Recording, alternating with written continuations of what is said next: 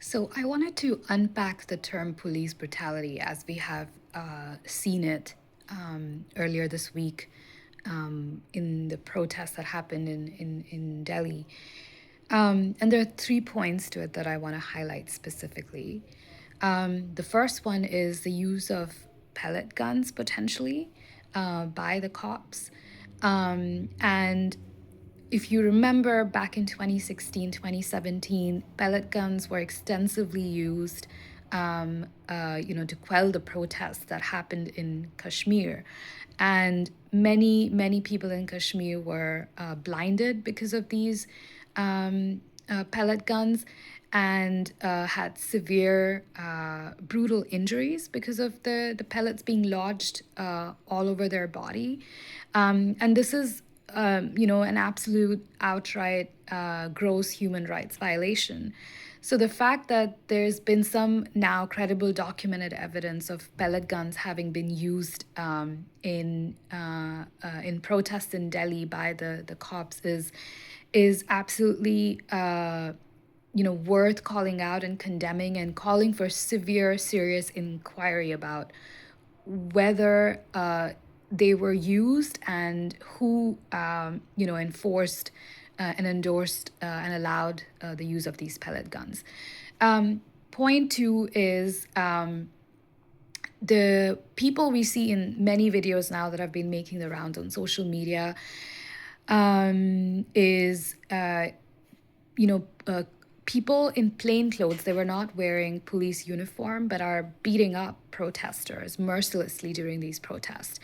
And it's worth really asking, and many are asking, who were these people? Were these policemen, policewomen? Were these, BJP goons? Were they RSS goons? Who were these people? And why the hell were they beating people up? Who gave them the authority to beat protesters up during this protest? And, how was it allowed that the police were able to stand right next to them wearing uniforms and allow these plain-clothed men to beat up people mercilessly? And I think it's really worth questioning, how is this okay? It's not okay that you have, it's not okay for police folks to actually beat up people or protesters either. But worse than that, who are these people in plain clothes, and why do they have the authority to take the law in their own hands and start beating people up? And I think many are questioning. There's also been many senior journalists who were there on the ground, and they saw, there's recorded evidence of it. So that's point number two. And point three is hyper surveillance that's been used by cops. I mean, Delhi is already surrounded by plethora of CCTV cameras all around. I mean, all movements are being tracked. Every detail is being recorded.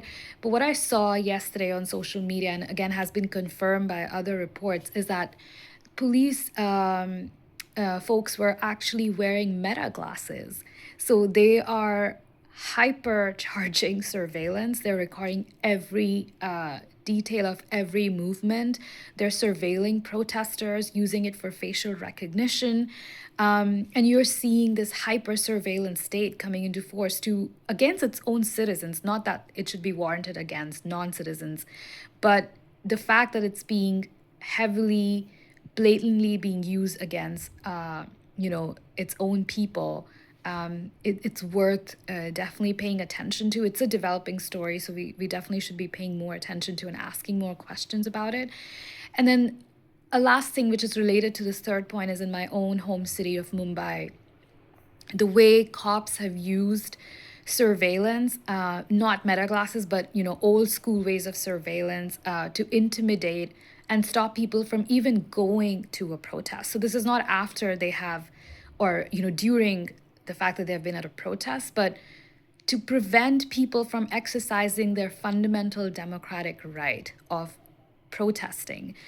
There's reporting in Scroll this morning, which was very, very disturbing to read, about how Mumbai cops have actually shown up at people's doors to prevent them from going to protest and have detained them, and then presenting them to senior officers, harassing them so that they don't show up at protests. And yet, people have shown up at protests and they're not necessarily giving in. But the extent of state surveillance apparatus and the extent of intimidation that's being used by an arm of the state to prevent people from exercising their democratic right is truly worrying.